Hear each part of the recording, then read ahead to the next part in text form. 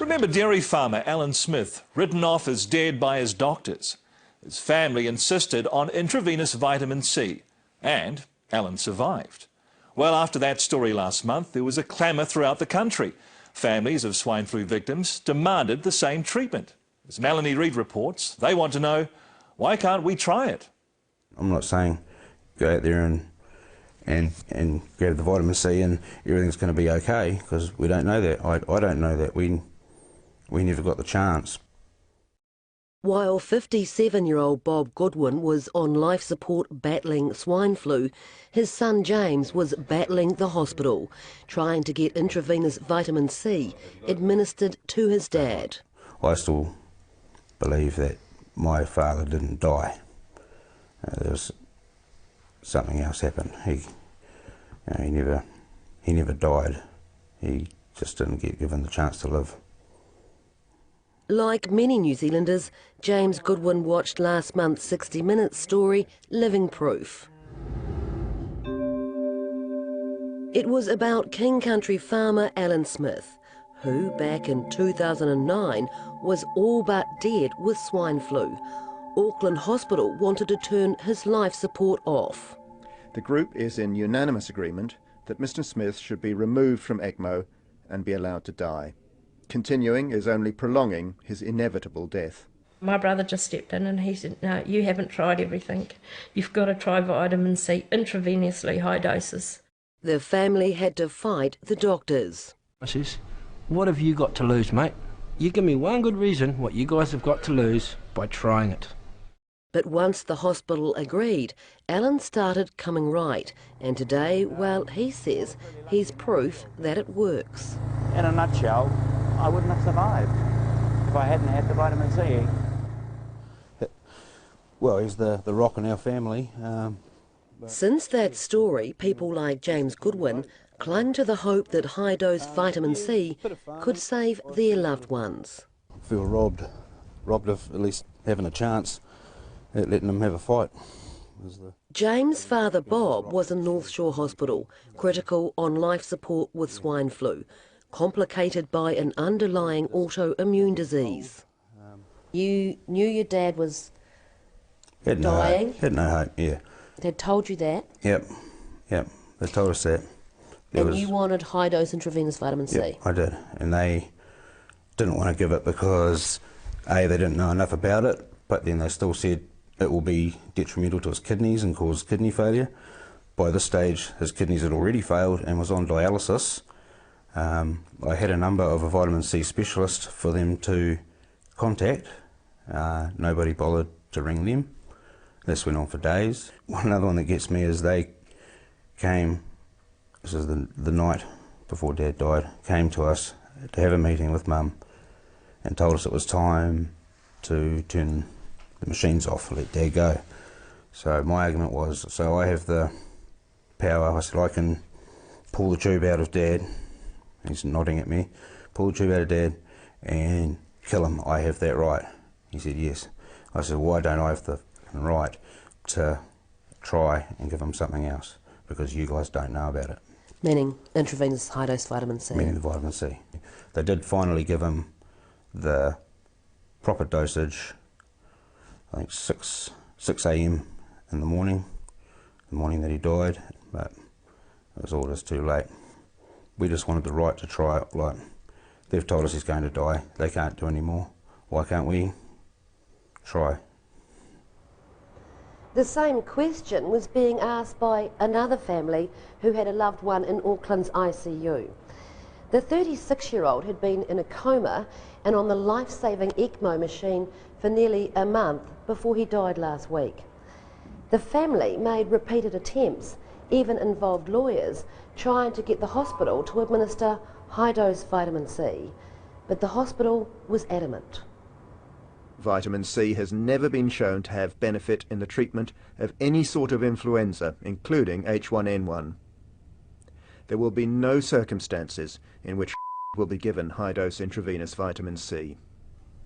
What I'm concerned about is that to come to a blanket judgment that they will never administer this treatment under any circumstances doesn't seem to me to be the exercise of a judgment. It seems to me to be the application of a rule, which can't be consistent with the Hippocratic Oath and all of those other ethical obligations and legal obligations that they have under the statute.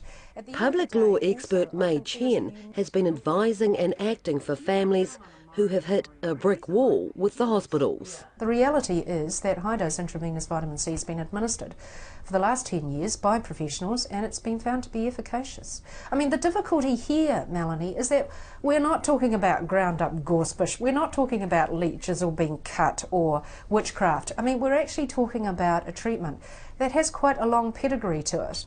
With regard to high-dose intravenous vitamin C, there is no convincing evidence at all in this population that it works. No convincing evidence at all. And there is... David Galler has been a principal advisor to the Health Ministry and is a senior intensive care specialist. We as a group believe it's harmful. In this setting of critical illness, the potential for harm outweighs any putative benefits. So when families say repeatedly, why could we not just have tried? Yeah. He was going to die. Yeah. What is your answer to that? I wouldn't be comfortable giving it to them because I think that would be a deceitful act.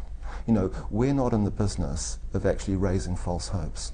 You know, we're in the business of being real and being honest. The patients who've had vitamin C intravenously in New Zealand will be laughing at those doctors and laughing at the medical profession and be absolutely disgusted with the health system, as I am here in Australia. In Melbourne, Professor Ian Brighthope specialises in nutritional and environmental medicine. He's used intravenous vitamin C for 30 years in private hospitals and clinics. People don't die of swine flu, they die of a chronic vitamin C deficiency. It is absolute neglect to not allow or prohibit the use of intravenous vitamin C for somebody with an acute viral illness like the swine flu in the early stages. I am absolutely horrified that it's continuing in hospitals. With regard to the position being put forward by the vitamin C lobby, we use a term called author bias. You know, they are not coming at it with equipoise. Are you? Yeah, absolutely. If there was a treatment, that if vitamin C truly did fix these people who are so desperately ill, why wouldn't we give it? Our lives are dedicated to improving people's lives, improving their outcomes. You know, I mean, it's just madness to think that we wouldn't. How many intravenous vitamin C infusions have you done? I've not given any. So how do you know it doesn't work? From a critical appraisal of the literature. It doesn't work because they haven't tried it. It doesn't work because they've been told it doesn't work. And this is a major myth in the medical profession that needs to be debunked once and for all. People are dying because of the attitude of the medical profession. What we do know is there is an ongoing tension between mainstream and complementary medical doctors. But more and more people with serious or terminal illnesses are exercising their choice, many turning towards complementary or alternative treatments. In New Zealand and here in Australia, there are a number of clinics which provide high-dose intravenous vitamin C treatment, but you'll find they don't advertise, choosing instead to keep a very low profile, and there's a reason for that. The fear is basically based on the history of the fact that people have been investigated by the health authorities when in fact they've become vocal in this area. Professor Avni Sali is the director of a Melbourne clinic that, amongst other things, researches and administers vitamin C. So if you put your head up above the parapet, so to speak, you were at risk? Yes, you would be at risk, yes. But let's go back to the case of farmer Alan Smith. I am alive. I was supposed to be dead. They wanted to turn me off. How do orthodox medical practitioners explain his survival? I'm thrilled that Alan Smith got better. Absolutely thrilled, you know, absolutely thrilled. The link of causation with vitamin C, I mean, there is no proven causation. He got vitamin C, he got better. He was also on a range of extraordinary treatments, extracorporeal membrane oxygenation, very careful lung ventilation, 24/7 nursing care. I think nobody disputes that he got incredible treatment at this hospital. The question is, all the clinicians in this hospital advised that his machine should be turned off. He then got high-dose intravenous vitamin C, and he improved. There are other things that were going on with that man that could equally explain that course of events, the improvement in the deterioration. Is that not all a bit convenient? Well, that's life, Melanie. I mean, you can look at it through a very narrow prism and just say, oh, it was vitamin C. But actually, it's too complicated to say that. I don't think anyone's saying it was just vitamin C. It certainly looks like the vitamin C is the thing that at the very end of the line was the difference between him living and dying. You can look right across the board at a range of complex interventions that happen to patients all across the country. And can you go back and say this one thing that a bus drove past at that particular time and they got better? Was it the bus? I don't think we're talking about that. We're talking about, as I say again, one of the most researched therapeutic substances in the world. Well, is it? I don't think it is. I absolutely dispute that. When I start but the professors in Australia that we've spoken to say that orthodox medical clinicians, they need to read more. Well, I think we all need to read more, Melanie, no question about that. And I'm going to say it again, I don't think for a millisecond that we've got a monopoly on the truth here, but we have a framework to assess things, and it's critically important that we actually apply that framework, and it's not hit and hope. All the while, though, across the Tasman, another swine flu vitamin C case was unfolding. 20-year-old Laura Clark was in a coma, on ECMO, life support and in critical care. Yeah, the prognosis was pretty reasonably grim. Because Matthew Clark is Laura's older brother. What were your family told at that point? We're told that, that Laura is she's very sick, and yeah, it's basically, it wasn't looking too good. From Australia, Laura's family saw our 60 Minutes story and set about tracking down Alan Smith in New Zealand. Alan! Hello! I'm a pilot myself, and got the reg off his plane, then looked up on the New Zealand aircraft registry, found his address was like a partial stalking. And then Matthew contacted Alan Smith, which eventually led him to vitamin C specialist Ian Brighthope. Matthew asked me if I thought vitamin C would help with Laura, and I said I believed it would, from my own experience of the use of vitamin C in serious and critical cases, and also from the history of the successful case that you had in Auckland in New Zealand. Alan Smith's case? Yes. Here in Sydney, in a desperate attempt to save Laura, St Vincent's Hospital agreed to the family's wishes to administer high-dose intravenous vitamin C. Progressively, her lungs did seem to clear, and then, basically she was starting to, lungs started functioning in the way that they should do so.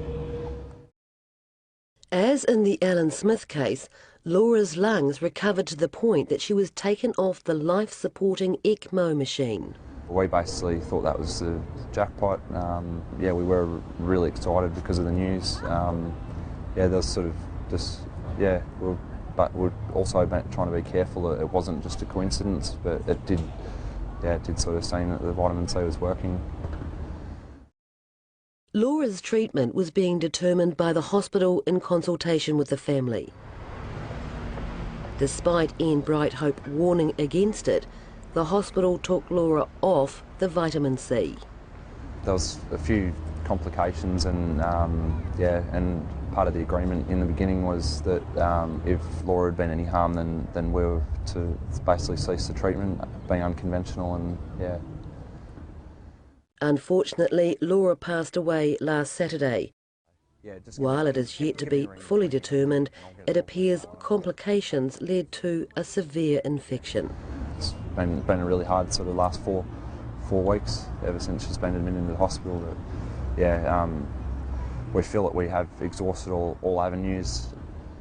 There is little question Laura's treatment and her death will add to the already controversial vitamin C debate. If the vitamin C lobby feels so strongly that it's the miracle cure that they say it is, let's test it. Okay? Who usually funds trials? Pharmaceutical companies. So is a pharmaceutical company going to fund a trial for vitamin C? Well, why don't the vitamin C lobby fund it? All these people in hospital need to do is a good study on influenza using 60 grams per day or more for the sick patients to see how quickly people get better. Do something positive instead of being so negative all of the time and repeating this blarney about lack of science. Have a look in the literature. It's full of good science to support the stuff.